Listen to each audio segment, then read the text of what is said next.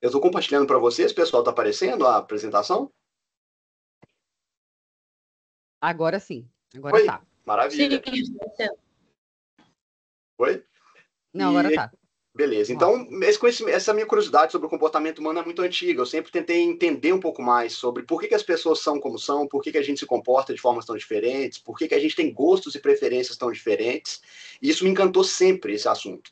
Só que eu estudava isso por meio da filosofia, por meio da história, por meio da antropologia, por meio da teologia, e eu nunca tinha parado para pensar que a psicologia é o campo que junta todas essas variáveis, todas essas áreas do conhecimento que buscam entender o ser humano, né? Desde a parte mais científica até a parte mais abstrata, mais poética. Então, isso é algo que eu vou falar aqui hoje, sobre como o tema da personalidade, e talvez como a psicologia, de uma forma geral, ela é um campo tão rico, tão amplo. E ela é um campo tão incrível porque, na medida em que você vai estudando esse tema, você começa a se entender melhor também. É alguma coisa que te melhora e ajuda a maneira como você compreende as pessoas, como você lida com elas. E então é isso que eu vou tentar buscar trazer para vocês um pouquinho aqui hoje. O estudo da psicologia da personalidade, ele é um campo tão fascinante porque ele diz respeito à maneira como nós vemos o mundo. Então, quando você começa a perceber que qualquer experiência que a gente vive passa por esse filtro da personalidade, você vai perceber que não dá para a gente realmente se conhecer, não dá para a gente se entender muito bem, não dá para a gente entender muito bem as outras pessoas e como que a gente se comporta sem entender um pouco mais sobre a nossa personalidade. E geralmente o que acontece? A gente não busca, né? A gente acaba conhecendo um pouco sobre nós, sobre os outros, de forma muito prática. Né? A gente, eu sei como é que as pessoas são, eu conheço esse tipo de gente, eu sei como é que eu sou, mas a gente vai fazendo isso muito no empirismo, né? No dia a dia. E quando você não tem uma estrutura para nortear a sua compreensão, isso se torna um pouco perdido, um pouco caótico. Por quê? Você conhece algumas partes de você, mas você não conhece outras. Você não tem ideia de como você se comporta em algumas situações. Então, o que eu vou tentar trazer aqui para vocês hoje é justamente apresentar, né, de uma forma um pouco mais inicial, um pouco mais breve, uma das teorias da personalidade, que é a mais estudada hoje em dia, que é a teoria dos 5 traços de personalidade. Por que ela é mais estudada hoje? É porque ela foi fruto de um processo muito rigoroso de estudo. Ele partiu de uma análise estatística, ela passou por um processo de depuração desses fatores. Eu vou explicar isso um pouco melhor aqui hoje. Mas antes, vamos dar um passinho para trás. Né? Antes da gente falar sobre personalidade propriamente dita, vamos pensar um pouco mais no que acontece quando a gente está vivendo, o que acontece quando a gente está convivendo com as pessoas. Né? Na medida em que a gente começa a entender um pouco melhor a razão pela qual nós temos nossas tendências, nossas inclinações naturais a certos comportamentos, a certas reações, a gente tem a possibilidade de melhorar a maneira como a gente está se comportando, de acordo com os nossos objetivos, de acordo com os nossos valores. E isso também está profundamente ligado na maneira em como a gente entende as pessoas. Então, estudar a personalidade humana é algo que nos permite entender por que as pessoas são tão diferentes de nós, por que é importante alinhar as nossas escolhas que a gente faz na vida pessoal, na vida profissional, na vida afetiva, com quem nós somos, com essa essência que nós temos. Isso faz com que a gente seja capaz de fazer escolhas e tomar rumos na vida que deem para nós um senso maior de propósito, de sentido. E é isso que está faltando muito hoje em dia, não é? A gente está vivendo cada vez mais uma época em que nós temos mais liberdade para fazer escolhas, a gente pode escolher um campo de profissões, um campo de atuação tão grande. Hoje em dia, não necessariamente a gente precisa de um curso superior para se dar bem na profissão. Né? Tem tantas pessoas empreendendo, se dando bem no meio digital, se tornando aí influenciadores, empreendedores. Então, a nossa gama de escolhas está muito grande. Né? Eu sou da época em que, para você assistir um filme, você tinha que dar sorte para ele estar na televisão, para ele passar na televisão. Às vezes a gente ficava meses esperando o filme ir para televisão. Depois ele vem em DVD, aí você tem que comprar o aparelho de DVD, aí você tinha que alugar, né? Chegar na locadora e, nossa, tá aqui o filme que eu quero assistir. Eu tenho que correr no esse fim de semana, porque senão eu tenho que devolver. Se atrasar, paga multa. Agora sou não, dessa época aí, sou dessa. não é? Eu sou da época que você tinha que alugar a fita ali na sexta-feira para poder passar o fim de semana com ele, pagar uma diária só. E se Né? não assistisse, perdi o dinheiro. Perdeu, aí tem que devolver, pagar multa, é uma loucura. E hoje não, a gente tem acesso a quase tudo, né? O acesso às coisas hoje, ele está se tornando um pouco mais democratizado. Isso é muito bom por um lado. Mas isso também gera angústia por outro, porque as escolhas são muitas. E como que a gente vai saber uma boa forma de fazer escolhas? Como que a gente vai saber se naquela quantidade enorme de possibilidades que a gente tem na hora de escolher uma faculdade, na hora de escolher para uma profissão, o que faz mais sentido para nós? Não tem outra forma de fazer isso a não ser parar para pensar quem nós somos, o que é importante para nós, como que os nossos valores foram construídos. Então, eu vou falar para vocês hoje a respeito dessa teoria da personalidade e depois eu vou fazer um convite para vocês que tem a ver com ela. Precisa aprofundarem um pouco mais os estudos nisso, né? Então, vamos falar um pouquinho disso aí. O que eu quero dizer quando eu falo de personalidade? Né? É difícil definir algo tão complexo, né? Porque quando a gente descreve o comportamento humano, é difícil especificar o que do nosso comportamento faz parte da nossa personalidade e o que faz parte de outras coisas, como influências que o ambiente tem sobre nós, ou que alguma experiência que nos marcou, ou coisas que os nossos pais nos ensinam, né, nos dão de exemplo. É difícil saber separar isso. Mas o fato é que a personalidade humana, ela envolve uma série de assuntos, uma série de temas. Tem alguém com a mão levantada? Pode perguntar. Denise, pode perguntar.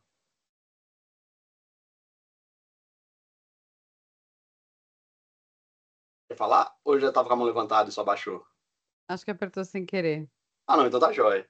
Então, vamos lá. Quando a gente está lidando com essa quantidade de variáveis que compõem o nosso comportamento, a gente está falando de várias áreas do conhecimento. Né? Eu sempre falo isso, né? Que os psicólogos, as pessoas que são interessadas no comportamento humano, elas têm que buscar um repertório intelectual muito vasto. Porque antes mesmo da psicologia pensar sobre os problemas de saúde mental e de bem-estar, existiam outras artes e outras ciências que se ocupavam disso nas culturas antigas. Então, os pensamentos sobre o sofrimento humano, sobre a morte, sobre a dor, sobre a perda, sobre o amor, né? Eles estão gravados na filosofia, na literatura, eles influenciam o nosso pensamento, o nosso comportamento na hora de negociar, que é o que forma a economia. A gente expressa esses sentimentos, essas vontades por meio da arte. Então, a gente tem que pensar o seguinte: o ser humano, ele é a estrutura mais complexa que existe. Tem uma frase, né, bem antiga do Santo Agostinho, que ele falava assim, que uma só alma humana é mais complexa que todo o universo material que existe. Então, isso faz o estudo da personalidade algo muito desafiador, mas também algo muito motivador. Então, nós vamos passar por um grande número aqui de referências, um grande número de teóricos, para tentar fazer sentido disso, certo?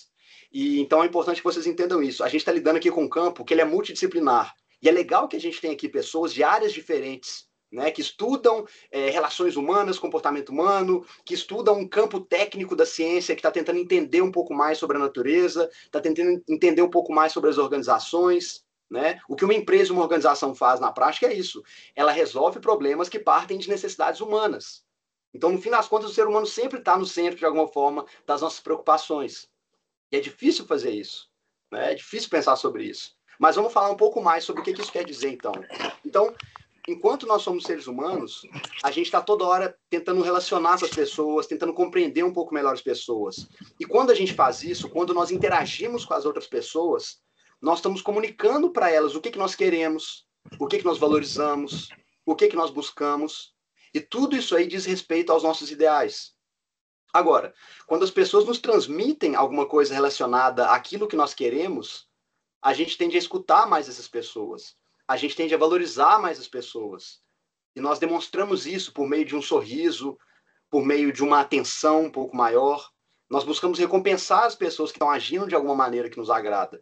E quando elas não se comportam dessa maneira com que a gente espera, nós as punimos de alguma forma. Mesmo que de uma maneira muito sutil, né? Seja com um olhar de desdém, seja com um sorriso que se interrompe, seja com aquele momento de silêncio que aparece no meio da conversa. Então a gente tende a se afastar das pessoas, ou rejeitar a companhia delas, ou terminar um relacionamento que nós temos com elas. E o que está acontecendo nesse processo? Nós estamos então envolvidos num processo de cocriação de personalidades. A nossa personalidade e a dos outros com quem a gente se relaciona. Né? E no que nós estamos engajados nisso? O que a gente está tentando criar nesse processo? Pensem, por exemplo, por um momento aqui.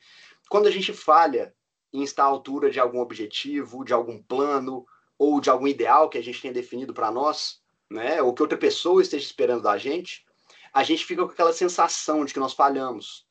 A gente fica tomado por aquela sensação negativa de que a gente ficou aquém de alguma coisa que a gente planejou. Isso é muito frustrante. Freud explica isso, por exemplo, dizendo que isso aí é como se o superego estivesse impondo o seu julgamento sobre o ego. Né? Nesse caso, você é o ego e o superego é uma mistura dessas expectativas externas, dessa internalização de julgamentos que foram criados pelas pessoas sobre você. E a nossa personalidade, ela tem esses dois elementos.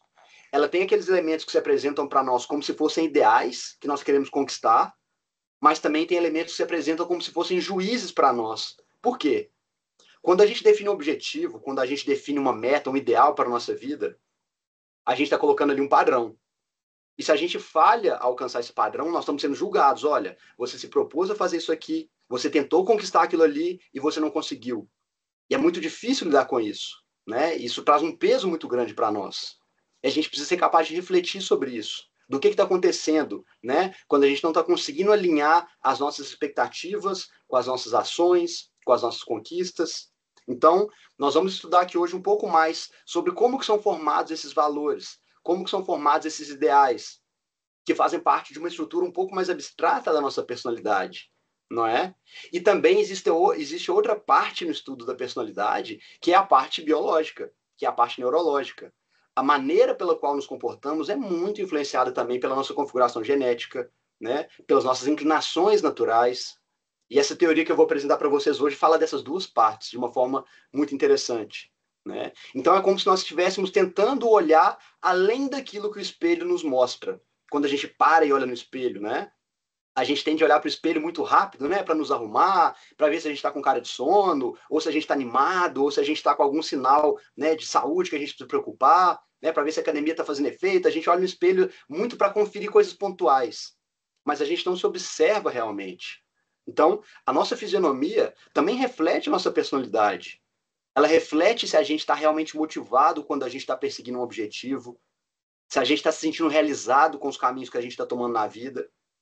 Então, apesar de conviver com a nossa personalidade, a gente não entende ela muito bem, realmente, né?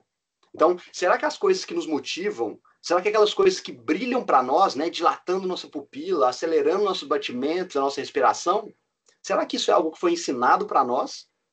Ou será que a gente está buscando um objetivo só porque a gente viu alguém fazer isso? Só porque isso é alinhado, né, com o que as pessoas estão buscando e querendo? Ou será que isso realmente faz parte de algo que está em nós? Isso está alinhado com a nossa personalidade, com a nossa essência? E é difícil entender isso, né? Porque eu vou tentar passar aqui para vocês agora, né, uma chave interpretativa de como olhar para alguns aspectos da sua vida e da sua personalidade, certo? Para que vocês consigam, então, conhecer um pouco mais sobre si e um pouco mais sobre os outros, né? E para fazer isso, vamos fazer uma reflexão aqui primeiro. Para mim, um dos temas que sempre me encantou, não só na psicologia, mas de forma geral, é tentar entender por que que algumas coisas nos fascinam tanto, capturam nossa atenção e outras coisas não. Quem já teve essa experiência aqui? Às vezes você vai num filme, assiste um filme, ou vai no museu e observa uma obra de arte, e algumas coisas ali te encantam, você fica emocionado, fala, cara, que coisa linda, que beleza, que coisa que me move. E às vezes você está do lado de uma pessoa, às vezes uma pessoa que você conhece, que tem muitas coisas a ver com você, mas a pessoa fala, né, não me pegou muito não, não gostei muito não. E a gente só passa e segue a vida, né? E não para refletir muito sobre isso. Mas isso é sensacional. Por quê? Né? Por que que tem algumas coisas que nos capturam tanto e tem outras e para as outras pessoas não faz tanto sentido? Então, esse impulso que a gente tem faz parte de uma tendência natural do ser humano, que é buscar referências para seguir, buscar ideais para seguir, modelos de como poderia ser o nosso eu ideal se a gente pudesse conquistar tudo aquilo que a gente quer. É muito importante a gente ter esses modelos de referência, ter ideais, né? E esse impulso de busca por ideais é algo comum. É algo que está presente em praticamente todas as culturas da sociedade humana, desde que a gente deixou registro escrito para que a gente possa estudar, né? Então, nós contamos e criamos histórias para conceitualizar essas lições, para construir exemplos de possibilidades de vidas. E a gente fica encantado com isso, né? Até hoje. Não importa o quanto a gente se desenvolva tecnologicamente, a gente sempre fica muito mais apegado a uma história, a uma encenação, a um drama, né? A uma possibilidade de vida humana em que a gente consegue enxergar algo de valor ali. E quando isso acontece, o que isso quer dizer? Algo dentro de nós se alinhou, algo dentro de nós se acendeu de acordo em direção daquilo que a gente está enxergando. Então, uma parte que é fundamental na construção da nossa personalidade ou na compreensão da personalidade das outras pessoas é possuir bons referenciais de boas histórias que funcionam como se fosse um tipo de repertório dentro de nós, né? Para que a gente possa identificar elementos dessas possibilidades, dessas histórias, para a gente poder absorver para a nossa vida. E é interessante pensar isso, né? Porque nós somos criaturas que buscam por sentido em todas as ações que nós praticamos. Toda ação humana, ela busca dizer algo, ela busca encontrar algo. E isso não é diferente quando a gente está buscando, está assistindo uma história. E é curioso porque existem grandes autores que já relatam as possibilidades de vidas humanas, que criaram obras que são lidas até hoje, né? Tem livros que têm milhares e milhares de anos, centenas de anos, e a gente continua ficando encantado com essas histórias. Ah, mas esse livro é de uma época em que as pessoas tinham uma outra cultura, uma outra percepção, uma outra visão de mundo, né? Elas lidavam com elementos diferentes na vida prática, mas por algum motivo isso ainda nos diz algo muito precioso. A gente faz isso porque a gente está tentando conferir algum tipo de sentido, algum tipo de significado para a nossa vida. E a gente identifica que ele tem algo de valor, né? E nós somos capazes de enxergar sentido até em coisas que aparentemente não têm muito sentido. Né? A gente assiste filmes em que tem animais e carros e árvores que falam, né? Que tem mesas que cantam e dançam aí na Bela e a Fera, né? E a gente acha isso perfeitamente normal, né? Quem aqui já assistiu ou já assistiu o filme do Hobbit? Ou leu o livro do Hobbit? Sensacional, né? Então, a gente está lá, e em algum momento o Bilbo entra dentro da montanha e tem lá uma montanha de ouro, de tesouro, com um dragão em cima. E o dragão está guardando aquela montanha de ouro. Mas peraí, qual sentido que isso tem? Por que um dragão vai querer ficar guardando a montanha cheia de ouro? Né? O que o dragão vai fazer com o dinheiro? Né? Ele vai comprar uma casa com teto solar para ele sair voando? Ele vai comprar um lança-chamas para mostrar para os amigos dele? Não faz sentido. Só que faz sentido. Né? Por algum motivo essas coisas não nos parecem estranhas. Por quê? Porque inconscientemente nós captamos significados e símbolos nessas histórias que dizem algo que é muito profundamente verdadeiro para nós. Por mais que do ponto de vista lógico e concreto e científico não faça o menor sentido. Então, quando a gente está diante de histórias, né, nós naturalmente entendemos que o que ela conta não precisa ser necessariamente uma verdade crua, uma manifestação da realidade. Aquilo só precisa fazer sentido para nós em alguma medida. Só precisa estar coerente com alguma estrutura da realidade. E nós valorizamos infinitamente mais essas histórias, né, do que simplesmente informações cruas. Porque a indústria que é, né, a gente vai nos cinemas, por exemplo, lota cinemas no mundo inteiro e teatros, né, e ficamos horas por semana assistindo obras, mas a gente não paga para ficar, né, diante de uma tela vendo um monte de informação, né, ficar sentado ali lendo uma bula de um remédio. A gente busca informação quando ela é necessária, né, de um ponto de vista prático, para resolver um problema. Agora, para nos encantar, para nos inspirar, para encher nossa alma e nosso coração, a gente busca histórias.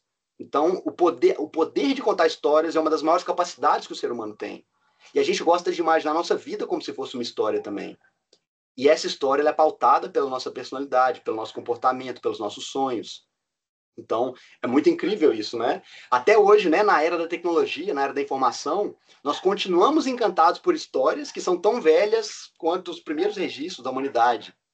Isso nos intriga até hoje, porque a maneira com que as civilizações antigas atribuíam noções de ideais, né, e poderes àqueles deuses humanizados, ela não existe mais. Né? Então, para onde que foram esses deuses, essas potências? A gente vê lá, né, no filme de super-heróis, você vê lá o Thor, o Odin e tudo mais, mas na cultura prática da nossa vida a gente não vê isso mais. E a hipótese levantada pelo Carl Jung, né, um dos grandes psicólogos da história, é de que esses deuses foram internalizados por nós, através da cultura, na forma de traços psicológicos, na forma de forças motivacionais. Ou seja, o que as sociedades antigas entendiam por deuses, nós entendemos por ideais, por objetivos de vida. Então você pode fazer uma analogia então entre uma pessoa, né, que busca o sucesso, que busca o destaque profissional, que quer ter uma grande carreira, como alguém que encarnou o ideal de Apolo. Apolo é o deus do sol, né, na mitologia grega. Ele representa a luz da verdade, um símbolo de aspiração, né, e artística. Então nós começamos a internalizar esses propósitos, esses ideais. Então, o fato é que nós conseguimos conceitualizar esses ideais, internalizar eles na nossa mente, na forma de objetivos, de metas para a vida. E a maneira como esse processo se desenvolve está profundamente ligado à nossa personalidade. E a maneira como nós interagimos com o mundo, né, que é mediado pela nossa personalidade. Então, para fazer sentido disso, vamos falar brevemente do modelo dos 5 traços de personalidade que eu quero apresentar para vocês. Né? Ela é uma das chaves interpretativas possíveis para que a gente consiga entender um pouco melhor sobre nós. Então, Matheus levantou a mão? Pode falar, Matheus. Boa noite. Boa Tá noite. dando para me ouvir bem? Tá sim. Só antes de avançar para essa parte, sobre essa questão, até do exemplo dos deuses que você deu, não talvez seria até um pouco do contrário? Na realidade, os deuses da mitologia foram criados de acordo com a psique humana, com valores humanos, com defeitos humanos. Então, e também eu acho que essa questão de o porquê desse desaparecimento ou até ressignificação de certas figuras, também passam muito por um contexto histórico, às vezes religiões que foram apagadas porque seu povo foi apagado, ou por fatores geográficos, porque a valorização de certas mitologias no Ocidente são muito diferentes do Oriente, por exemplo. Exato. Então acaba passando por um recorte muito mais histórico, assim. Não sei, a minha impressão foi essa, do que uma coisa psicológica e talvez de personalidade. Não sei se você vai abordar isso mais. Sim, faz sentido. Até porque esses dois processos não estão desligados pelo seguinte: o processo de modificação histórica e cultural que levou a essa mudança de perspectiva, ela passa por uma capacidade de reflexão psicológica. Porque, vamos lá, antigamente nas sociedades mais antigas, nas culturas tribais principalmente, a percepção das coisas se dava de uma forma um pouco mais concreta. Então você não podia, por exemplo, usar ideais muito abstratos sem você representar eles de uma forma mais real. Então, por exemplo, você não explicar para uma criança, né, de 4, 5, 6 anos que ela não deveria respeitar os coleguinhas dela, porque isso ia atrapalhar o processo de socialização dela, iria desestruturar a ordem social. Então você falava, olha, não faz isso porque você está desonrando a memória de tal Deus, você não está se comportando com a dignidade de Thor, por exemplo. E a criança internalizava uma história, um princípio que vinha desse mito. E aí, progressivamente, na medida que a gente foi se desenvolvendo, né, de forma histórica e filosófica, a gente começou a conseguir abstrair um pouco mais esses conceitos e extrair dessas histórias o significado delas, sem que a gente necessariamente precisasse acreditar que elas são fatos concretos. Embora as religiões, obviamente, não se resumam só a isso, não se esgotem nisso, né? A capacidade que elas têm de estruturação, de coesão social, de conferir significado para a nossa vida, vai muito além dessa mera abstração, né, de representações, de comportamentos, de ideais. Então, é um fenômeno bem mais complexo. Mas o fato é que a gente consegue enxergar isso um pouco melhor, de uma maneira mais abstrata do que a gente fazia antes. Né? Antigamente a gente fazia, por exemplo, sacrifícios rituais e matava animais, e algumas culturas matavam seres humanos. Hoje em dia a gente não faz mais isso. A gente aprende que o sacrifício ele tem que se dar no plano abstrato, né? Sacrificar más ideias, más condutas, né? Sacrificar maus hábitos em lugar de bons. Então a gente conseguiu internalizar isso de uma forma um pouco mais psicológica, que está, né, intrinsecamente ligado com o processo histórico também, certo? Então, vamos falar um pouquinho agora aqui do modelo dos 5 traços, do Big Five. Né? Eu vou falar um pouquinho desses traços aqui hoje, mas é só uma introdução, beleza? Então vamos lá. O Big Five ele foi um modelo que foi construído durante mais de 50 anos, quando alguns psicólogos da personalidade se juntaram para pesquisar termos no dicionário da língua inglesa. Eles queriam criar uma base de dados, uma quantidade de comportamentos humanos possíveis mais ampla que eles conseguissem. Então, eles foram no dicionário da língua inglesa e reuniram mais de 70 mil termos que poderiam descrever qualquer tipo de comportamento, impressão humana, tudo que teria a ver a maneira como a gente vê o mundo e se comporta. E ao longo dos anos, eles foram depurando esse número de resultados, esse número de termos, em categorias cada vez menores. Isso foi um processo estatístico muito longo, muito complicado, que eu vou explicar para vocês melhor em outra oportunidade. Mas o que aconteceu é o seguinte: ao longo desse processo, esses cientistas foram percebendo que algumas dimensões do nosso comportamento, da nossa percepção, elas se agrupavam. Por exemplo, se você passa um questionário para as pessoas com 200 palavras, para elas marcarem a frequência com que elas se sentem, você começa a perceber que começam a aparecer algumas congruências, algumas comunalidades. Então, por exemplo, as pessoas que costumam a se descrever usando o adjetivo feliz, também costumam se descrever com o adjetivo quer dizer social, sociabilidade. E também são as pessoas que dizem que sorriem mais, ou que costumam contar mais piadas, ou que gostam de ambientes com mais pessoas. O que eles começaram a perceber? Que todos esses comportamentos e possibilidades humanas faziam parte de uma mesma dimensão. Então, têm sido feitas pesquisas, né, até hoje, para tentar depurar cada vez melhor esses traços. Mas se chegou, né, com um rigor estatístico muito bom, nessa estrutura com 5 traços de personalidade. Então, eu vou passar com vocês, né, por cada traço, para que vocês tenham uma noção de com o que a gente está lidando, mas a gente vai aprofundar isso um pouco mais em outro momento, certo? Então, é muito importante, pessoal, que na medida que eu for descrevendo esses traços, façam um esforço, por favor, de imaginar isso, de tentar entender isso. Porque o que eu quero dizer com traço? Eu quero dizer que você é isso ou aquilo? Não. Eu estou dizendo que todos os seres humanos, em alguma medida, nós apresentamos essas dimensões, em um nível maior ou menor. Então, pensem, por exemplo, numa dimensão, numa linha estatística que vai de 0 a 100. Então, quando eu for explicar para vocês o traço de abertura à experiência, vocês vão perceber que a maioria das pessoas se inclina um pouco mais para ter uma abertura maior ou uma abertura menor, certo? Poucas pessoas que estão no extremo dessas distribuições, né? Então, vocês vão perceber que vocês conseguem enxergar vocês conseguem enxergar os outros, e na medida que eu vou explicando os traços, isso vai ficar um pouco mais claro, beleza? Então, vamos falar um pouquinho de abertura e experiência, né? Esse traço pode ser traduzido em perguntas muito simples, como assim? Você se considera uma pessoa aberta para novas possibilidades, para novas oportunidades, ou você tende a resistir àquilo que é muito novo? Você costuma fazer mais ou menos as mesmas coisas, frequentar os mesmos lugares, ter os mesmos amigos, sustentar as mesmas ideias, né? Coloquem no chat para mim, você se considera uma pessoa um pouco mais aberta à experiência ou um pouco menos? Né? A maioria das pessoas fica próximo da média, mas a gente geralmente consegue se entender, né? Um pouco mais, um pouco menos dentro desse traço. E o que mais que tem a ver? O que mais que eu quero dizer quando eu estou falando numa pessoa que é aberta à experiência? Ela está...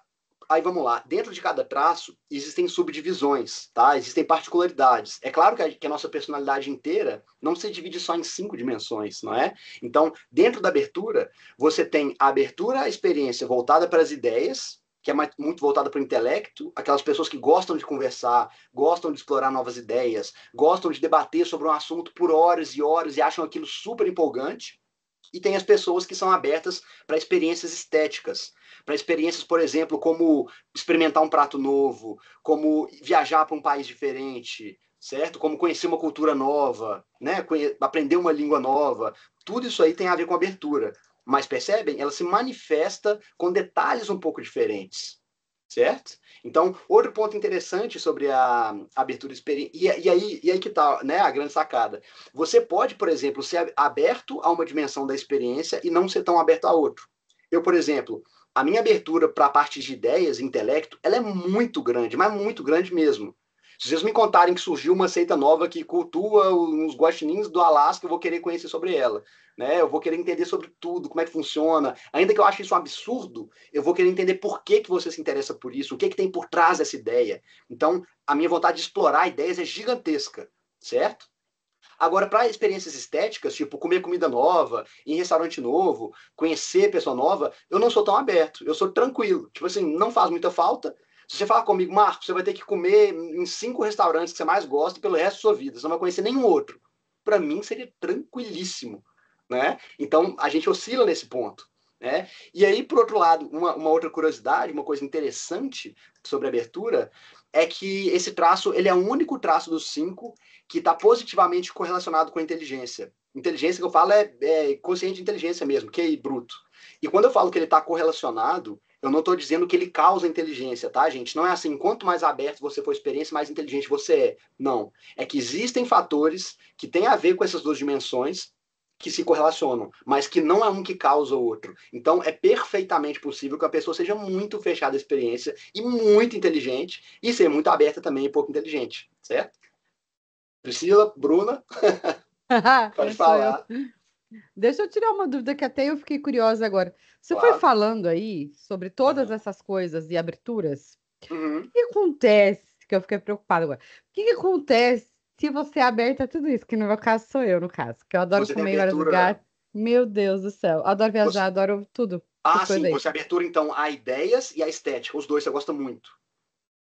Maravilha. Então quer dizer o quê? Você é uma pessoa mais puramente aberta à experiência. Você é aberta nas duas dimensões. Então, você vai ser uma pessoa que vai buscar novas experiências, conhecer novas coisas e experimentar novas coisas. Então, para você, o interessante de uma viagem nova não é só estar num lugar diferente que vai causar sensações novas e sentidos novos. Você também vai conhecer uma nova cultura, você pode conhecer uma pessoa que vai te dar uma perspectiva totalmente diferente de vida, que segue uma filosofia de vida, uma religião diferente da sua, e isso vai te encantar, pelos dois motivos.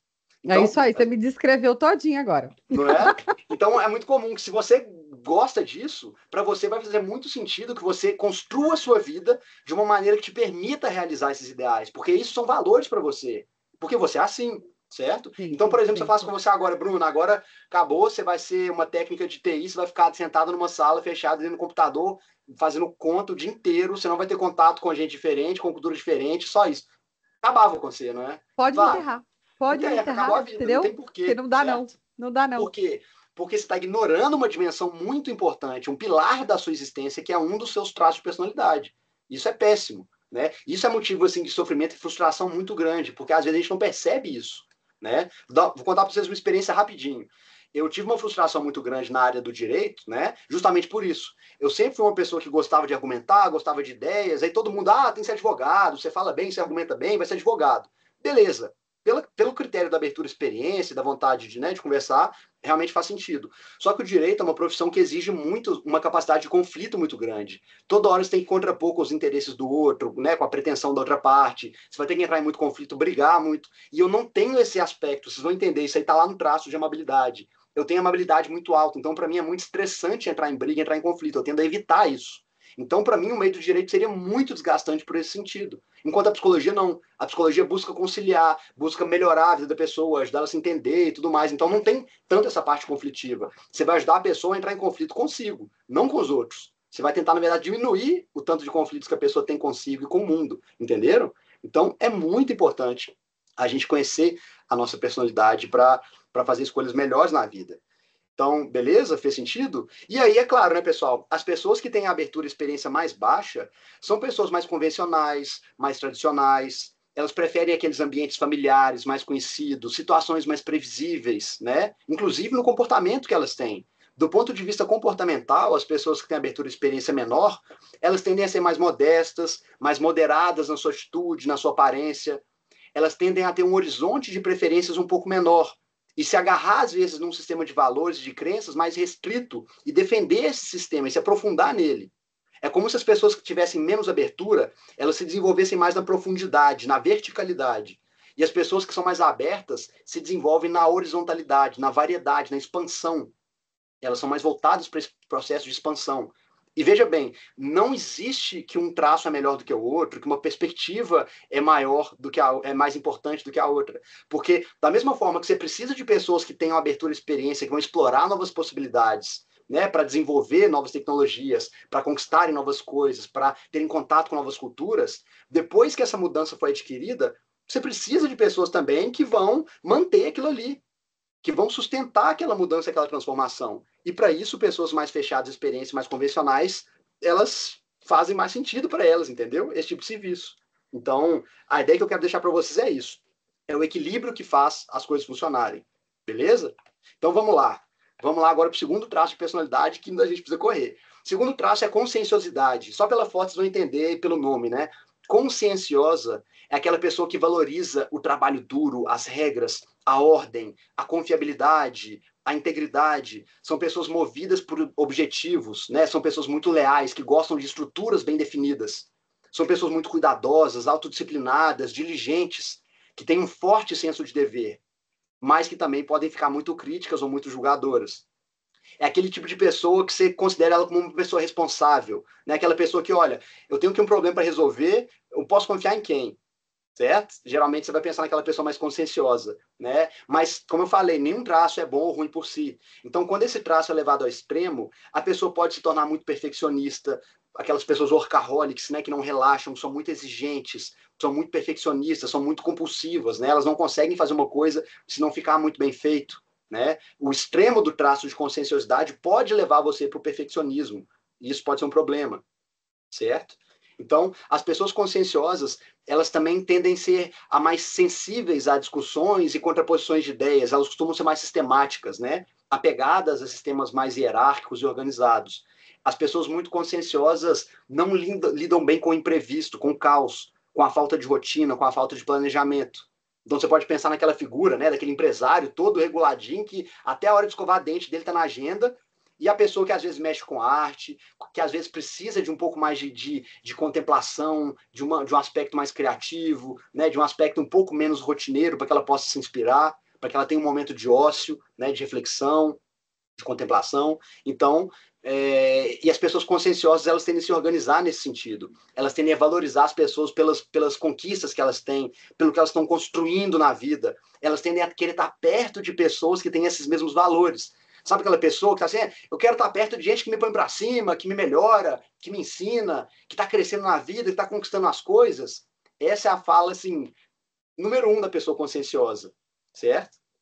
E também, né, seria difícil a gente pensar como integrar isso aí, porque as pessoas que são menos conscienciosas, elas têm mais dificuldade com rotina, conseguir planejamentos, né, com objetivos de longo prazo. Uma das coisas mais importantes para a gente entender a conscienciosidade é que as pessoas mais conscienciosas, elas têm mais facilidade de sacrificar o presente pelo futuro. Então elas querem trabalhar muito, desenvolver muito, guardar muito para lá na frente ter uma vida mais tranquila. E se você é um pouco menos conscioso, você pensa, não, eu quero curtir o agora também. Não adianta eu ficar me matando aqui agora para ter dinheiro lá na velhice, né? E vou curtir minha vida quando eu estiver velho, cansado. Não, eu quero descansar, eu quero relaxar agora também. Então é claro que isso precisa ser integrado.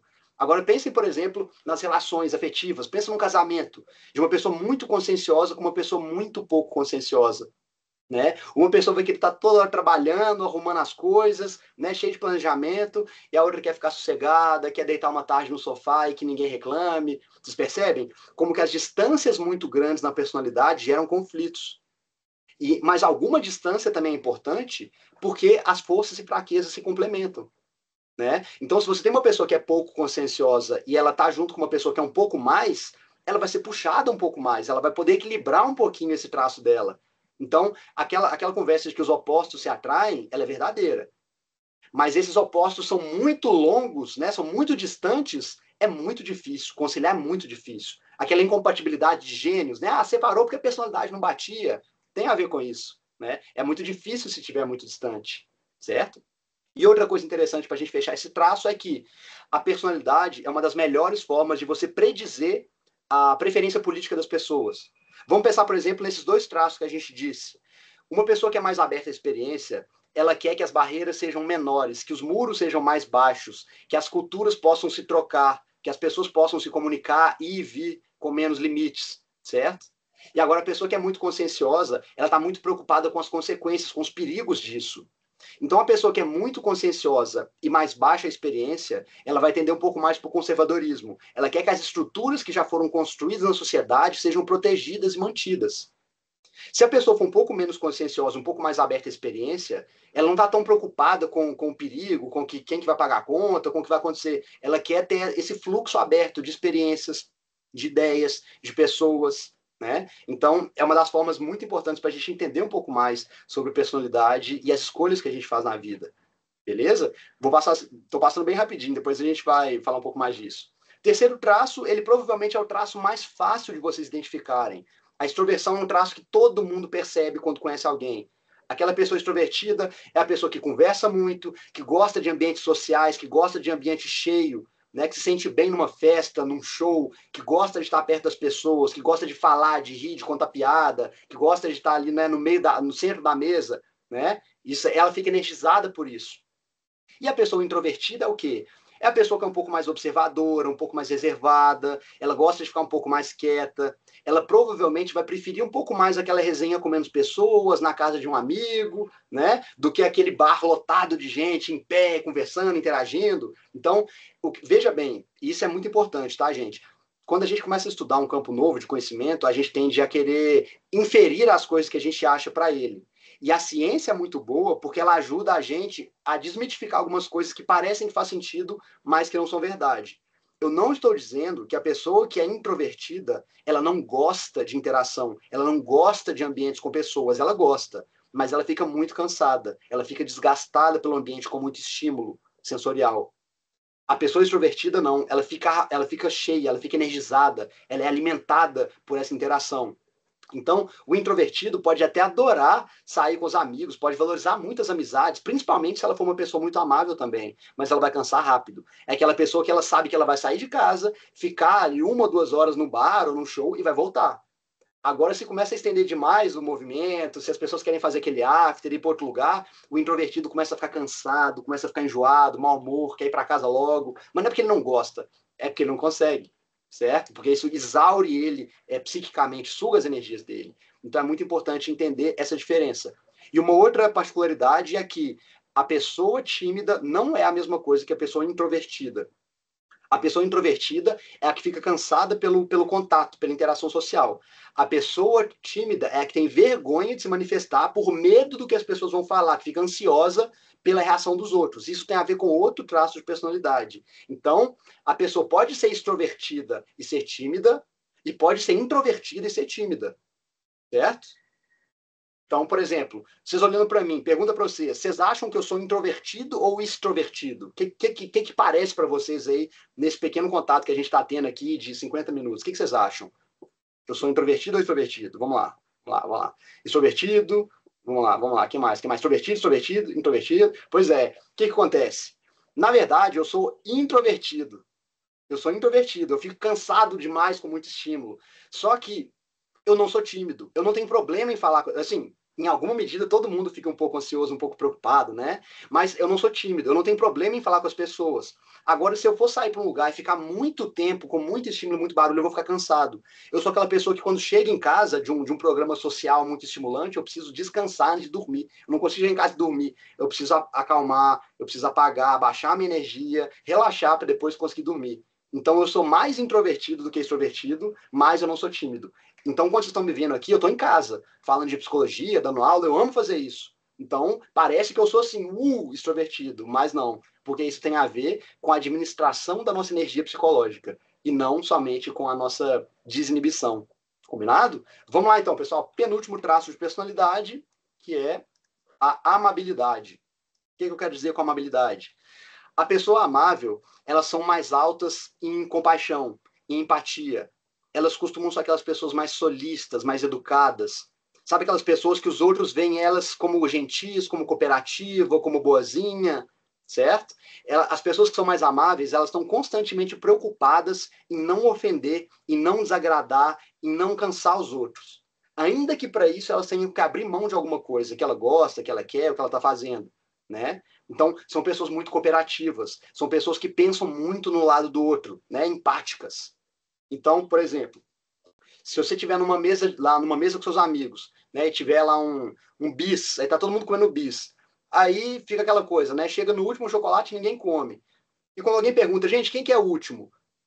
A pessoa que é amável, ela pode até querer o último chocolate, mas ela vai pensar, putz, mas eu vou pegar, mas e o outro aqui do meu lado? E meu amigo, eles também devem querer, vou deixar quieto. E a pessoa que tem a amabilidade mais baixa, ela vai pensar primeiro nela, e vai pensar, não, eu quero, eu pego. Se a outra pessoa quisesse, ela fala também, a gente conversa, certo? Então, as pessoas com a amabilidade mais baixa, elas têm o foco um pouco mais nos seus objetivos, nos seus interesses. As pessoas menos amáveis, elas não têm muita dificuldade em falar o que elas querem, o que elas gostam, em correr atrás dos objetivos dela, porque elas estão mais focadas em si. E com isso, eu não quero dizer que as pessoas pouco amáveis, que elas são desonestas, mau caráter, que elas vão passar por cima dos outros para fazer isso, não. Não tem nada a ver. Elas simplesmente são um pouco mais competitivas. Elas querem ver até onde elas conseguem se desenvolver.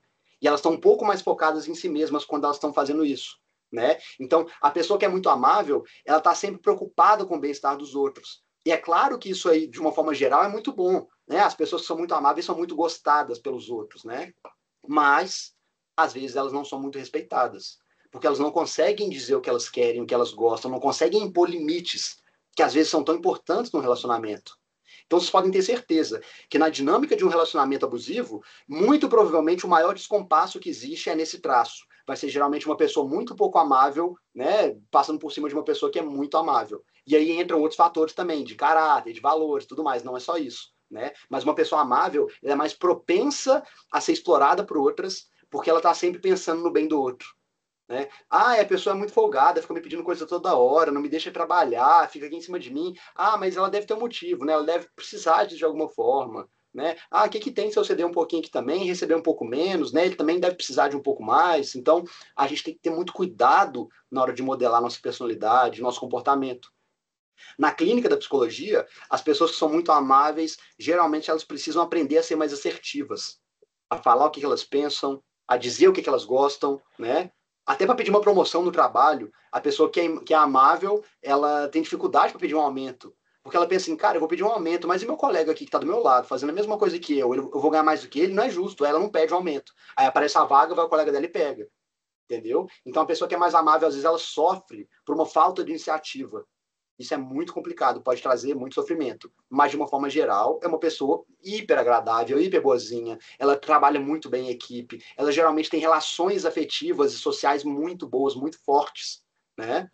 A pessoa amável é aquela pessoa que, se você pergunta sobre a vida dela, ela começa a descrever as relações que ela tem com os outros. Eu tenho uma pessoa que é sensacional, tenho uma amiga incrível, eu amo minha mãe, meu namorado é ótimo. Então, ela valoriza a si mesma e se enxerga como uma pessoa de sucesso e êxito na vida por meio da qualidade das relações afetivas que ela constrói na vida. Vocês percebem como que a personalidade assim, é fundamental para a gente entender o que a gente valoriza, o que a gente gosta, os caminhos que a gente vai escolher na vida? Isso é sensacional. Então, vamos lá para o último traço, que a gente está sem tempo. O último traço é o neuroticismo. Lembra que eu falei para você sobre timidez? A timidez tem muito a ver com neuroticismo. Por quê? Neuroticismo é o traço que diz respeito à sua estabilidade ou à sua instabilidade emocional. Ele indica o quanto que você é uma pessoa inclinada a desenvolver ou experimentar emoções negativas, como medo, raiva, frustração, ansiedade, depressão, mania de perseguição, preocupação, culpa, inveja, ciúme, solidão, tudo isso. Certo? Esse traço, né, claramente também, ele é um forte indicador de propensão ao desenvolvimento de psicopatologias, como distúrbio de humor, transtorno de personalidade, ansiedade, propensão a vício em substâncias. Então, ele é responsável por boa parte dos sintomas, né, desses transtornos de personalidade que a gente estuda. Então, falando assim, parece que não, Marcos, mas você disse que não tem traço ruim, agora não tem como, né? É claro que esse traço não tem como ser bom um negócio desse. Mas quando é qualquer traço, gente, quando ele é mal conduzido, mal equilibrado, maltratado na sua personalidade, ele pode complicar bastante a vida da pessoa. Mas esse também é um traço muito importante. Talvez esse traço tenha sido o mais importante no nosso processo de evolução, porque é ele que ativa o nosso senso de alerta ao perigo. É ele que ativa a nossa amígdala para sinalizar que tem algo errado, e que a gente precisa reagir, e que a gente precisa resolver algum problema, ou sair de uma situação de perigo, né? Então é possível que as pessoas com neuroticismo alto ao longo do processo evolutivo tenham sido selecionadas justamente porque elas conseguem identificar o perigo e sair dele. Mas é claro que isso desequilibrado é problemático, certo? Porque às vezes você vê perigo onde não tem. Você presume uma intenção negativa numa pessoa onde não há. Mas se você também é muito estável emocionalmente, se nada te abala, você também demora a reagir quando você tem que reagir. Você demora para sair de uma situação perigosa ou de uma relação ruim, porque você acha que está tudo bem. Não, tranquilo, dá nada. Isso é o jeito da pessoa, vai melhorar. Nada te abala. Mas tem hora que as coisas têm que abalar. A gente tem que preocupar a gente, certo? Então é importante a gente entender que essa parte da estabilidade emocional e da instabilidade, ela tem que ser tratada e tem que ser olhada com cuidado. Mas, de forma geral, a pessoa que tem neuroticismo alto é essa. É a pessoa que ela é mais desconfiada, ela tende a presumir o pior das situações, né? Sabe quando o namorado te manda aquela mensagem? Precisamos conversar.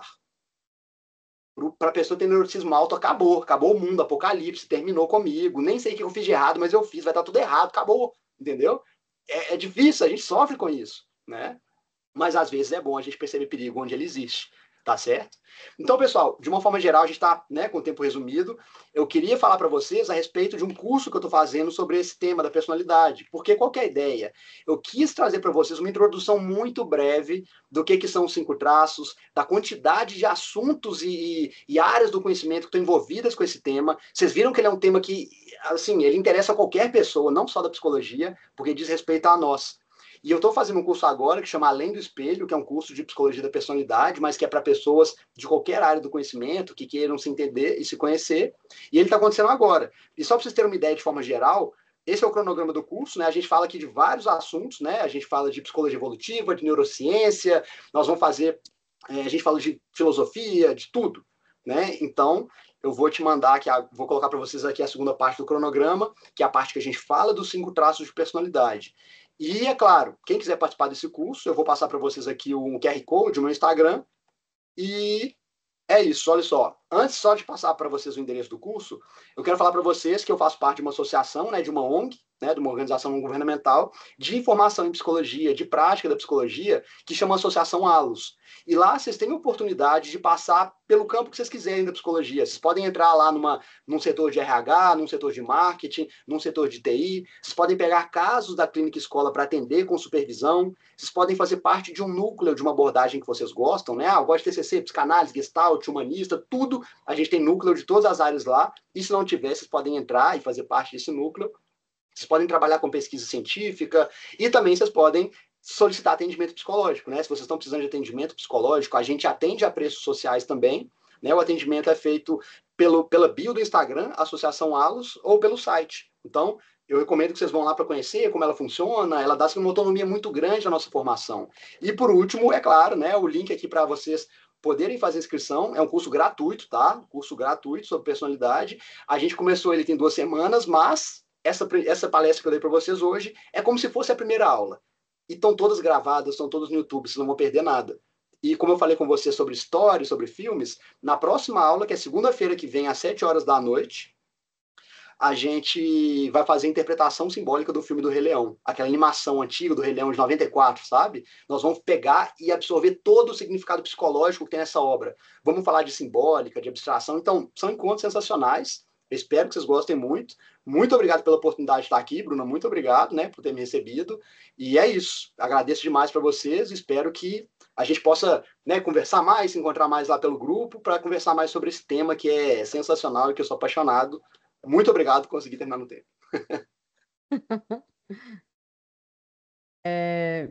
Marcos, nossa, obrigada, viu? Porque, assim, foi uma aula deliciosa, eu te ouviria por horas, com a máxima certeza. Não é sendo, fazendo missa de corpo presente, não, é porque realmente é uma delícia te ouvir. Você traz realmente muita propriedade no que você faz. E, acima de tudo, que você é apaixonado, tá estampado, né? Sim, verdade. Não tem nem como disfarçar, né? Não tem, é uma coisa que é impossível disfarçar. Muito, muito rica, assim. Pena que acabou, né, gente? Quem queria continuar, que acho que o pessoal tem aula. Mas, olha, foi uma honra ter você aqui. Maravilhoso, maravilhoso mesmo. Gente, muito obrigada pela presença de vocês. Sigam também o Desembolando, pessoal, lá no Instagram, tá? Bem importante para vocês ficarem ligados em eventos como esse, né? E é muito, muito legal o que a gente tenta fazer, trazer pessoas como o Marcos para poder trazer um pouquinho mais de conhecimento para vocês. Não esqueçam de assinar a lista, vou deixar aqui mais uns 5, 6 minutinhos aí a sala aberta para vocês poderem assinar. E também queria saber se alguém mais tem alguma pergunta para o Marcos, né? Antes dele ir embora, aproveitar aí enfim, a possibilidade de falar. Ó, já temos uma aí. Pode falar, Fernanda.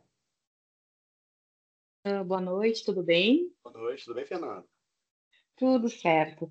Marcos, tu falou ali sobre a questão dos 5 perfis, enfim, tanto da parte da extroversão, enfim. A minha dúvida é, muitas vezes essas questões elas vêm de forma genética ou até mesmo do ambiente que tu vive, mas há uma predisposição para um ciclo ou aquele indivíduo desenvolver aquela questão em si, seja da agradabilidade que tu falou, ou aquela questão do neuroticismo, que por vezes acaba trazendo uma bagagem que nem trouxe ali da bipolaridade, da ansiedade generalizada, que acaba tendo esse estigma junto muito atrelado. Isso tem uma explicação, porque tem determinadas pessoas que parece como se fosse um imã para determinadas questões? Sim, Fernanda, é bem interessante a sua pergunta pelo seguinte, a resposta é muito complexa, mas é basicamente o seguinte, a gente traz uma tendência, uma inclinação natural por meio da genética, porque vamos lá, existe uma base neurobiológica por trás da personalidade, ela se desenvolve dessa forma porque as experiências que modulam o nosso comportamento, elas passam pelo filtro da nossa biologia, pela nossa percepção direta, pelos nossos sentidos. Então, exemplo, o que faz uma pessoa ser mais extrovertida? Ela tem a sensibilidade do córtex cerebral um pouco menor. Isso faz com que ela precise de mais estímulos para que ela se sinta satisfeita. É por isso que a pessoa extrovertida busca a interação social, busca o som, o barulho, as cores, as festas, porque isso faz ela se sentir bem. A pessoa introvertida, ela tem o córtex cerebral mais sensível a estímulos. E ela precisa, então, de menos estímulos para sentir bem. Então, não é incomum que as pessoas que sejam mais introvertidas, elas sejam mais sensíveis a barulho, né, a luz. E existe uma correlação, inclusive, entre um grau de introversão mais alto e o TEA.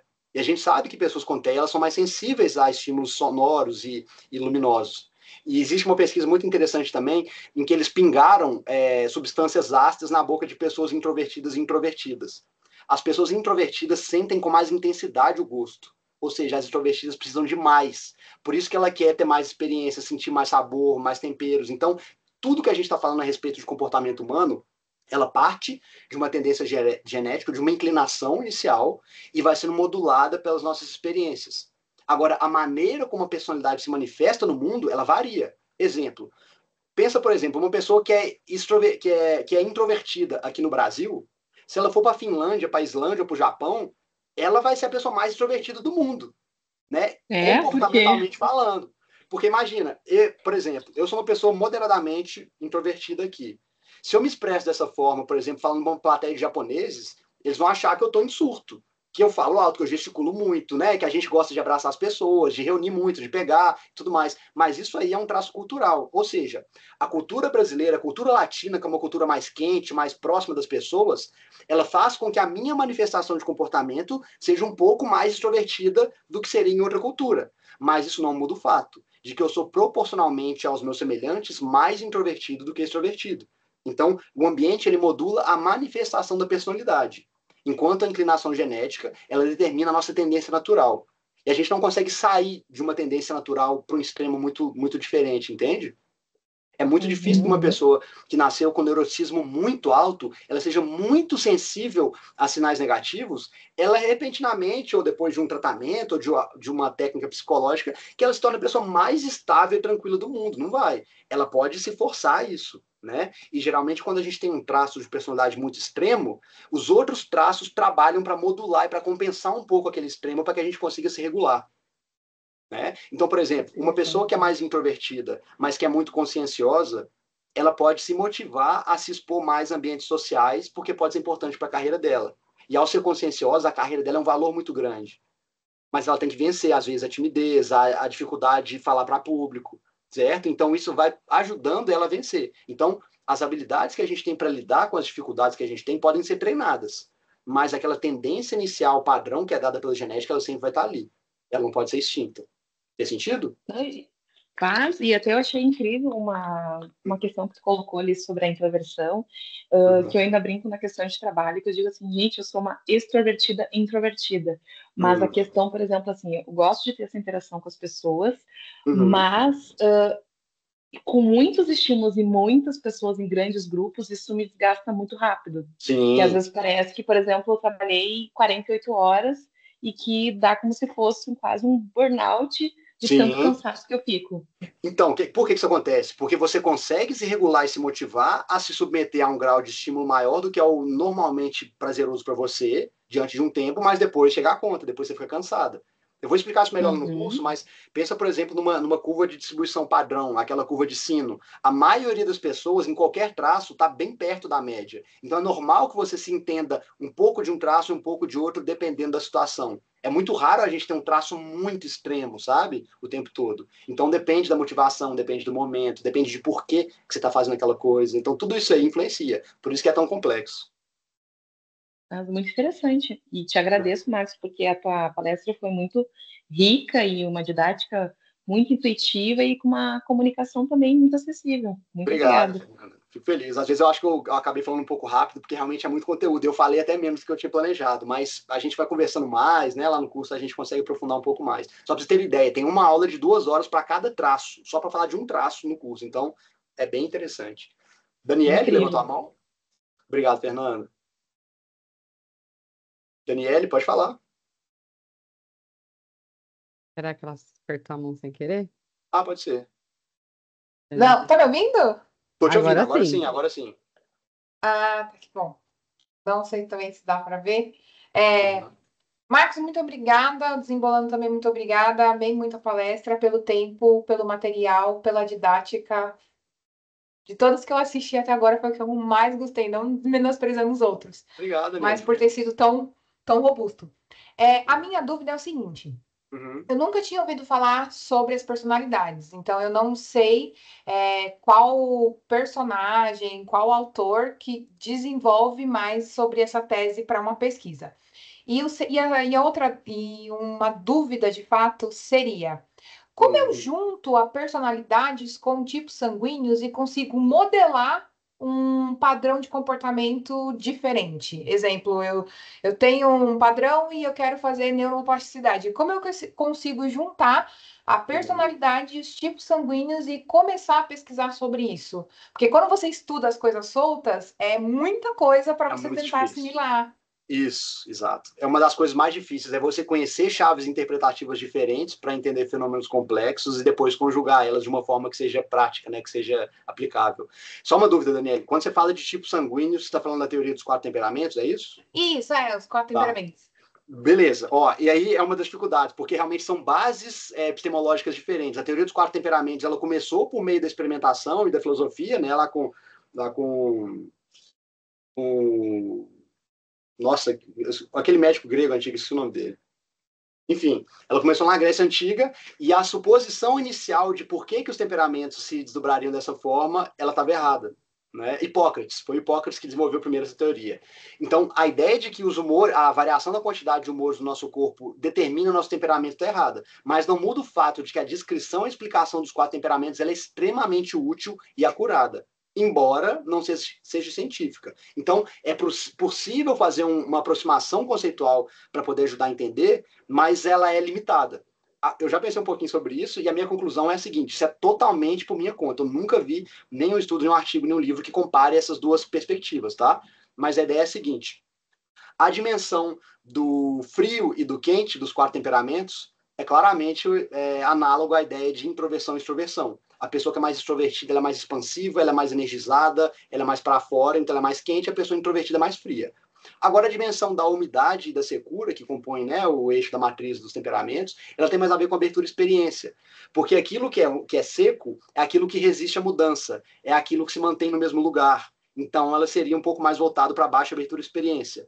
E a alta abertura e experiência seria relativa à umidade, né? Ela quer mudança, ela quer atividade, ela quer novidade. Então, você pode falar que uma pessoa colérica é uma pessoa alta em abertura e que seja extrovertida, né? Não, baixa em abertura e extrovertida. A sanguínea seria alta em abertura e extrovertida. Aí talvez seja um pouco mais confuso para quem não conhece a teoria dos 4 temperamentos, mas é possível fazer essa aproximação, mas estudar de uma forma paralela é realmente muito complicado. Dá para fazer especulações, né, de como isso poderia ser feito. Mas entender as duas, na prática, sem dúvida ajuda. Esqueci de falar, tá, pessoal? Quando vocês escanearem aqui o QR Code do curso, ele vai levar vocês para um formulário e depois que vocês preencherem o formulário, aparece o link do grupo de WhatsApp. Quando vocês estão no grupo, vocês já estão no curso, porque todas as comunicações, os links das aulas estão lá nesse grupo de WhatsApp, do Além do Espelho. Beleza? Muito obrigada. Pessoal, juro que eu gostaria de ficar horas aqui com vocês, mas eu tentei o tempo acabou. Eu preciso ir. Gostaria demais de ficar mais. Me tô às ordens também, depois de repente eu volto para falar de outro tema. Tô às ordens aí.